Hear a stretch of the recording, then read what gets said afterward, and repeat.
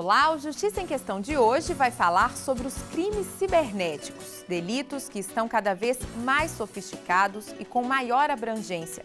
Especialistas explicam os riscos do ambiente virtual e orientam como se prevenir de ataques. A partir de 2020, os usuários de internet vão contar com mais uma forma de garantir sua privacidade na rede. Entra em vigor a Lei Geral de Proteção de Dados. Usar um sinal de Wi-Fi sem autorização é crime. Saiba como identificar esse problema e os riscos de compartilhar ou deixar sua rede de internet aberta. Entenda o que é uma ação de dano moral coletivo e como ela pode ser aplicada em situações de dano ao meio ambiente, publicidade abusiva ou violação à honra de uma comunidade.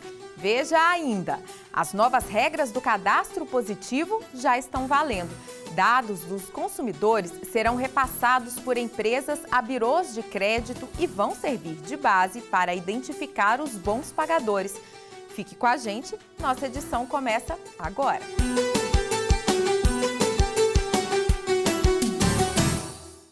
Em um mundo cada vez mais conectado, ter privacidade virou um desafio. Nossos dados são disseminados na internet com tanta velocidade que fica difícil saber para onde vão e como são usados pelas empresas.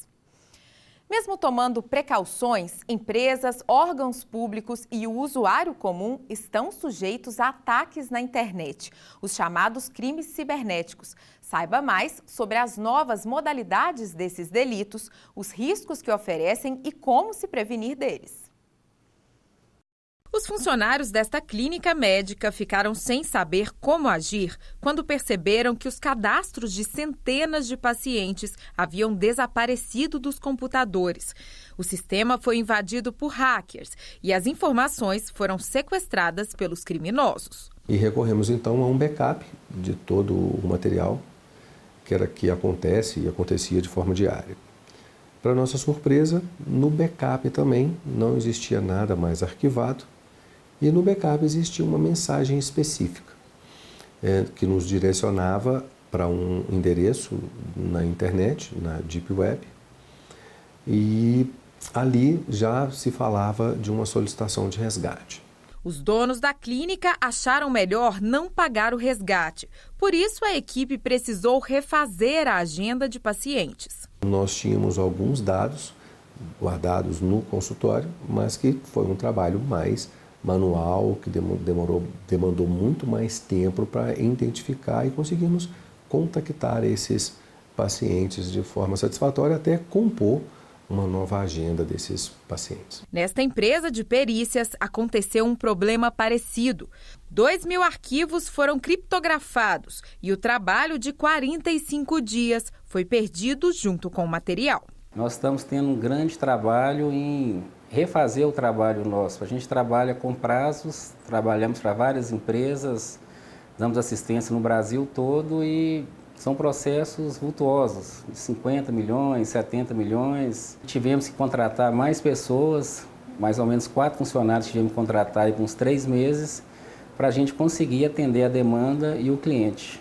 O relatório de uma das maiores empresas de antivírus do mundo aponta que o Brasil é o 4º país onde mais ocorrem crimes cibernéticos envolvendo o sequestro de informações. Os hackers instalam um código que bloqueia o acesso aos dados e pedem dinheiro para liberar o conteúdo. Este especialista em segurança da informação dá dicas de como agir nessas situações. São vírus que criptografam as informações, que precisam de uma chave específica que os hackers estavam vendendo essa chave. Primeira coisa é não acreditar, não confiar nisso, porque é uma pessoa que esconde os seus dados e te cobra para poder te entregar a chave, não existe garantia que você vai ter seus dados recuperados. Então, o que a gente sempre fala, tem um backup em 1, 2 locais armazenados com a criptografia específica da empresa, fazer os testes de restore desse backup, porque não adianta eu salvar a informação se eu não sei se ela está apta quando eu precisar. Ter um antivírus atualizado, ter uma questão de um firewall bem utilizado, tem toda a parte tecnológica. E, novamente, conscientização das pessoas. Porque, por que o vírus entra? Alguém clicou, alguém colocou um pendrive infectado, clicou no anexo de e-mail. Então, o vetor maior sempre é o usuário. Dados oficiais mostram que os crimes cibernéticos estão crescendo no Brasil. Só no primeiro semestre de 2019, a Polícia Civil de Minas Gerais registrou mais de 16.600 ocorrências dessa natureza. No mesmo período de 2018, foram aproximadamente 13.200.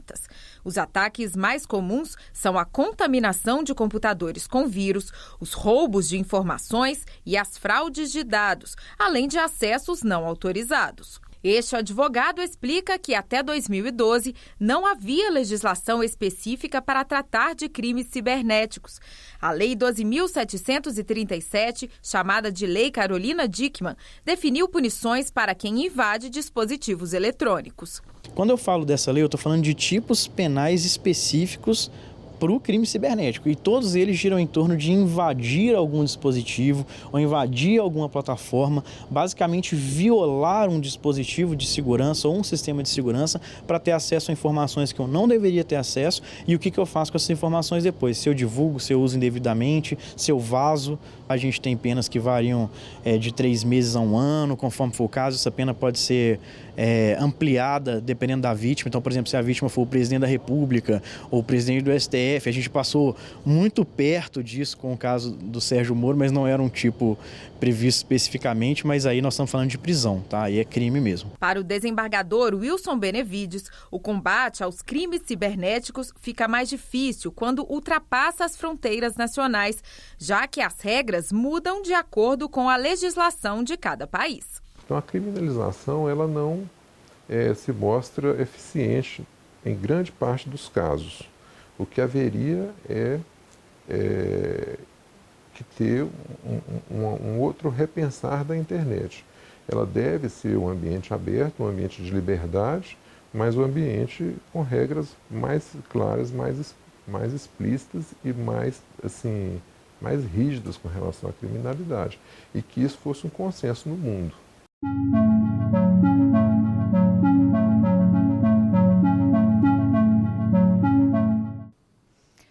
Para ajudar a proteger a privacidade de usuários da internet, entra em vigor em 2020 a Lei Geral de Proteção de Dados. Ela determina que as empresas adotem medidas que darão maior transparência a seus serviços no ambiente digital.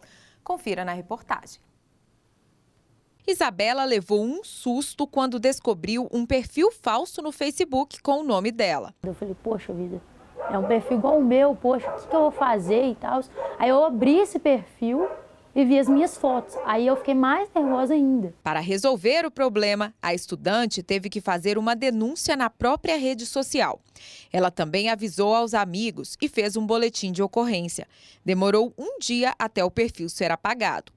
Desde então, a jovem passou a ser mais cuidadosa com as postagens e diz que aprendeu uma lição. Que a gente tem que ser mais privado com os nossos dados, né? Seja com as nossas fotos, seja com o contato que você adiciona no Facebook. Você não pode sair publicando qualquer foto na sua rede social. Isabela também adotou medidas para evitar que os dados dela sejam expostos na internet. Eu tenho muito cautela com o que eu compro, o site que eu compro. Eu peço muito dicas para alguns amigos que já compraram e não deram problema.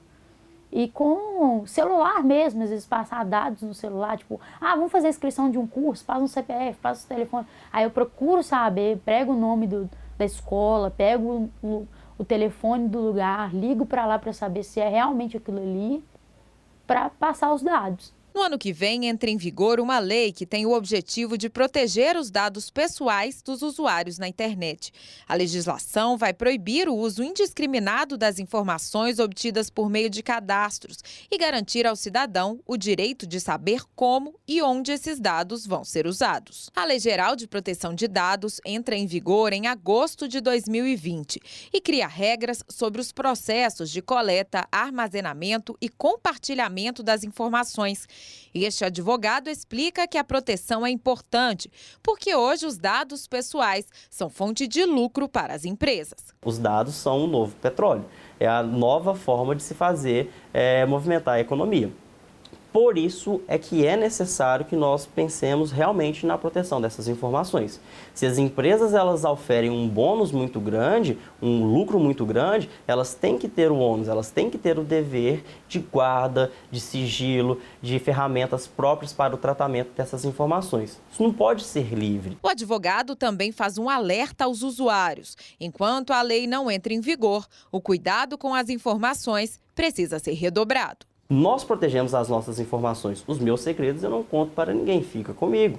Mas e os segredos que eu conto para essa plataforma? Meu endereço, meu telefone, que eu não quero que outras pessoas tenham acesso a isso. Pensando nessa proteção das informações das pessoas é que foi criada e pensada a Lei Geral de Proteção de Dados Pessoais, com vários mecanismos para a proteção desses dados. Pensando-se, inclusive, numa fiscalização se as empresas estão ou não cumprindo e se descumprem formas básicas de proteção dessas informações, é possível, inclusive, a aplicação de multa. Você sabia que furtar o Wi-Fi de outra pessoa é crime? No próximo bloco, vamos falar sobre esse problema e os riscos do compartilhamento da rede.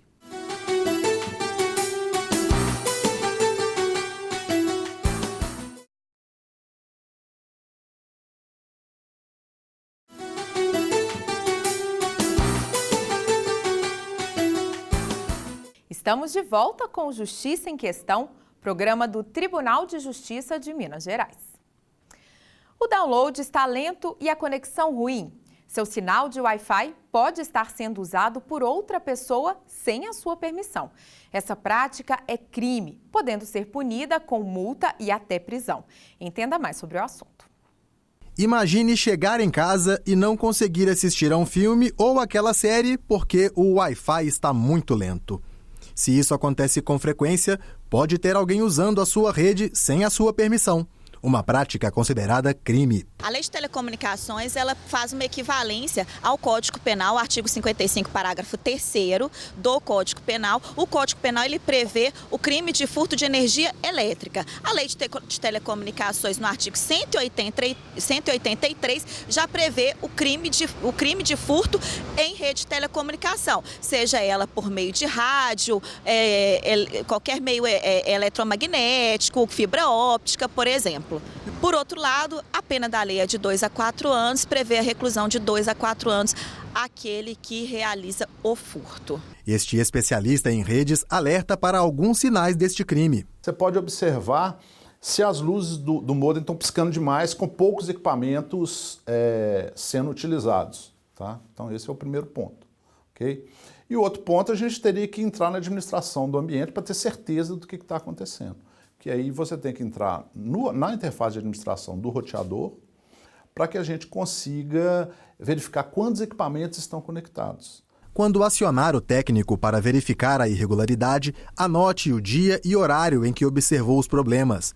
Não perca a oportunidade de aprender a como verificar quantos e quais dispositivos estão conectados à sua rede e defina uma senha forte, pois compartilhar a rede pode trazer problemas para quem contratou o serviço. Quando você contrata o link de internet, você coloca um responsável por aquela contratação. E tudo que acontece naquele link é responsabilidade daquela pessoa que está contratando. Então você imagina, se uma pessoa utiliza o link para praticar um crime, para enviar uma imagem de pedofilia, alguma coisa nesse sentido, o responsável inicial por aquilo ali, por aquela ação, é o contratante do link. Então, só por aí a gente imagina o tamanho do problema que pode se criar para uma pessoa que tem a sua internet invadida, né? Após chamar o técnico da empresa, procure as autoridades. Após esse procedimento, ele tem que fazer a procura de um defensor público, de um advogado ou realizar um boletim de ocorrência na delegacia especializada. Quando ele faz isso, imediatamente é encaminhado esse processo por meio de uma queixa-crime, mais o boletim de ocorrência, mais a averiguação dos dados, é encaminhado esse procedimento todo para o Ministério Público dar andamento na ação penal.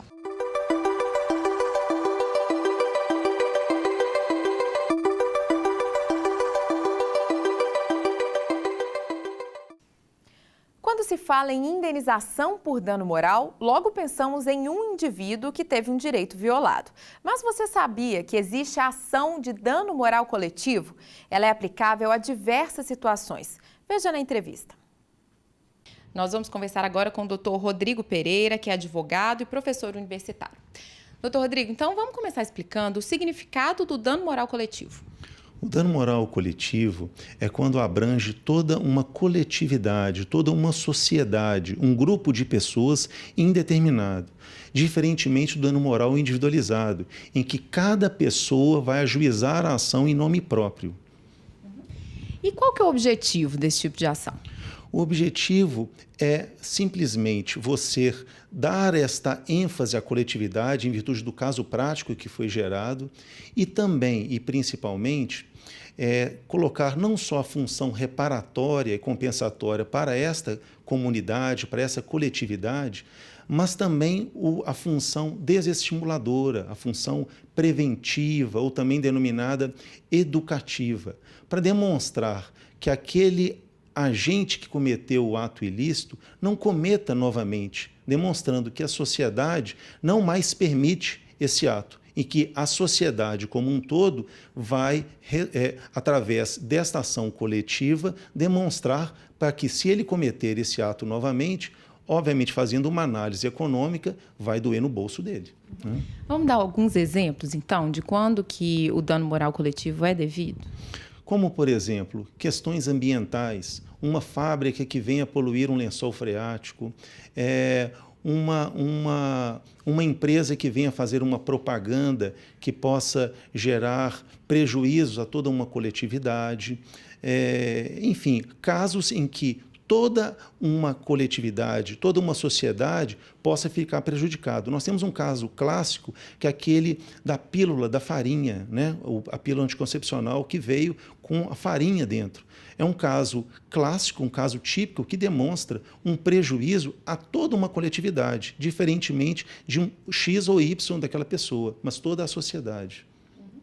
Agora, como a gente está falando de um dano moral coletivo, para onde que vai esse dinheiro? Ele é repartido entre as pessoas? O que acontece? Geralmente, esse valor, que caso tenha uma condenação nesse dano moral coletivo, ele vai para um fundo. Esse fundo, geralmente, ele é organizado e fiscalizado pelo Ministério Público. É um fundo que vai, por exemplo, coletar um valor, caso tenha uma condenação, para repor aquele dano ambiental que foi colocado, um fundo para que possa proteger os direitos fundamentais do consumidor, aí entrando já para o Código de Defesa do Consumidor, que é a Lei 8.078 de 90, ou seja, um fundo que possa proteger toda aquela coletividade. Você sabe o que é remissão de pena? O nosso dicionário jurídico esclarece o termo. Confira. Ai, moço, não sei. Eu acho que eu sei. Tirar a pena. Não, Praia. Seria uma pena mais abrandada, seria? A remissão de pena permite à pessoa que cumpre pena em regime fechado ou semiaberto reduzir o tempo de cumprimento de sentença por meio do trabalho, do estudo ou da leitura. Segundo a Lei de Execução Penal, o sentenciado pode, por exemplo, abater um dia de pena a cada 12 horas de frequência escolar ou a cada 3 dias de trabalho. No próximo bloco, Justiça em Questão fala sobre cadastro positivo, uma ferramenta que permite identificar e dar notas aos bons pagadores. Voltamos em instantes.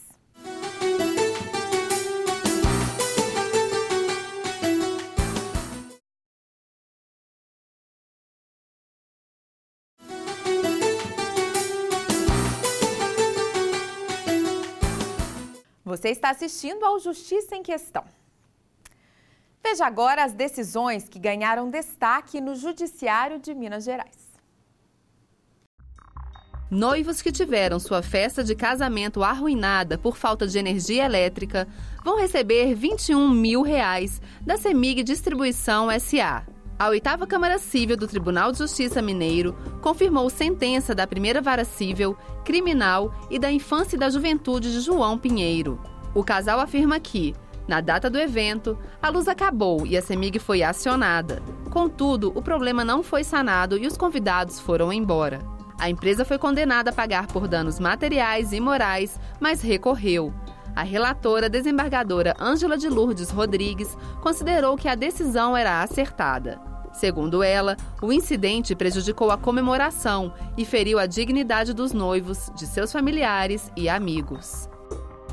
A Aimoré Crédito, Financiamento e Investimento foi condenada a pagar quase R$20 mil a um cliente que financiou a compra de um Fiat Palio. Enquanto ele questionava judicialmente os juros cobrados, a empresa revendeu o veículo.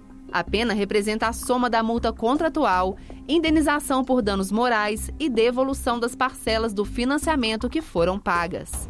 A 16ª Câmara Civil do TJMG manteve a decisão da 4ª Vara Civil de Juiz de Fora. Os desembargadores José Marcos Rodrigues Vieira e Pedro Aleixo votaram de acordo com o relator Otávio Portes. Ele considerou que a instituição financeira repassou o bem, sem considerar que a posse dele ainda estava sendo discutida. Isso causou prejuízo material e aborrecimentos ao cliente. Na comarca de Iturama, uma consumidora que foi publicamente acusada de furtar um produto será indenizada em R$ 2.500 pelo supermercado Minaré. A mulher alegou que uma funcionária do estabelecimento a expôs na frente de vários clientes, dizendo que ela havia levado um achocolatado sem pagar.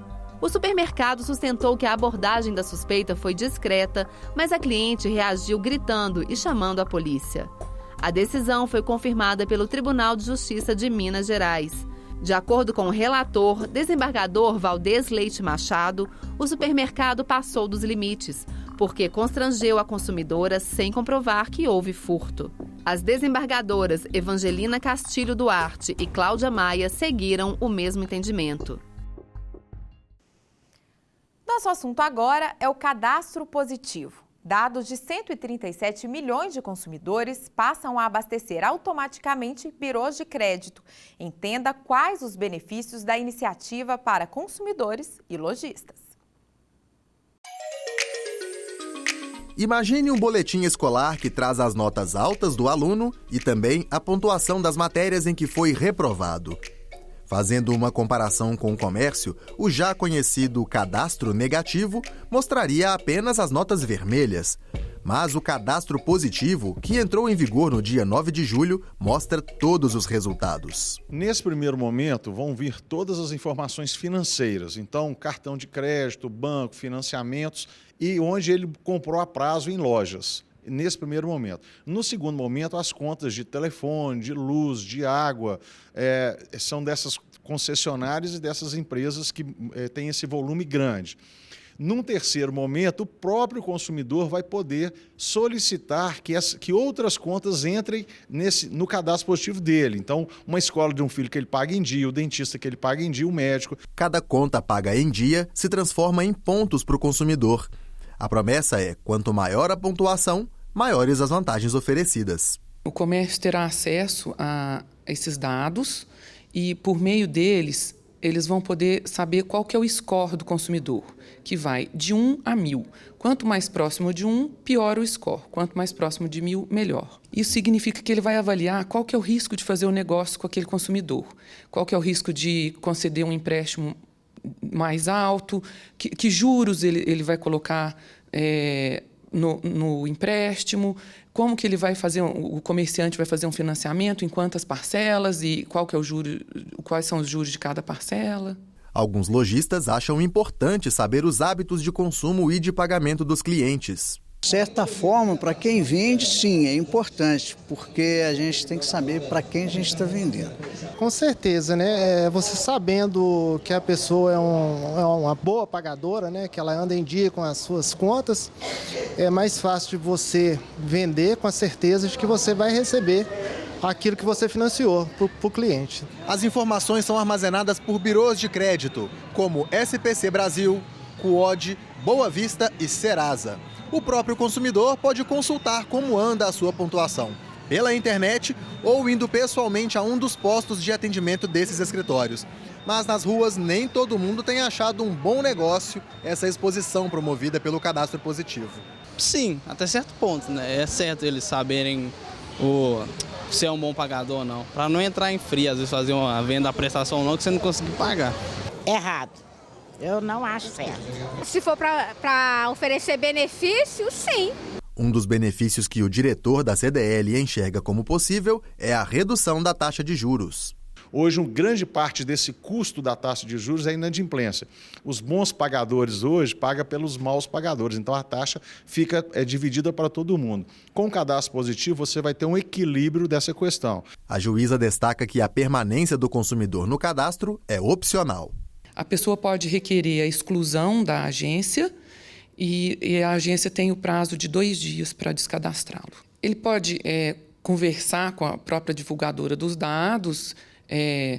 Por via judicial, ele poderia obter um dano moral se ele provar isso, mas o que ele deve mesmo é pedir o seu descadastramento. Se quiser voltar ao cadastro, o consumidor pode solicitar a reinclusão a qualquer momento.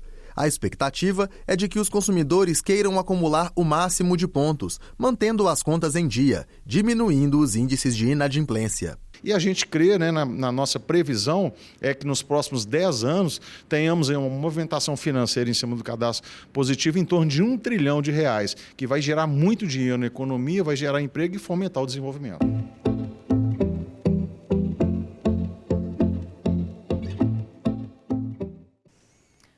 O Justiça em Questão também está na internet. O conteúdo desta e de outras edições pode ser acessado no portal do Tribunal de Justiça de Minas Gerais. Clique na área Comunicação e depois em Justiça em Questão ou veja pelo canal no YouTube. Comente, proponha temas e participe do nosso programa. Envie um e-mail para justiçaemquestão@tjmg.jus.br. Um grande abraço e até a próxima edição.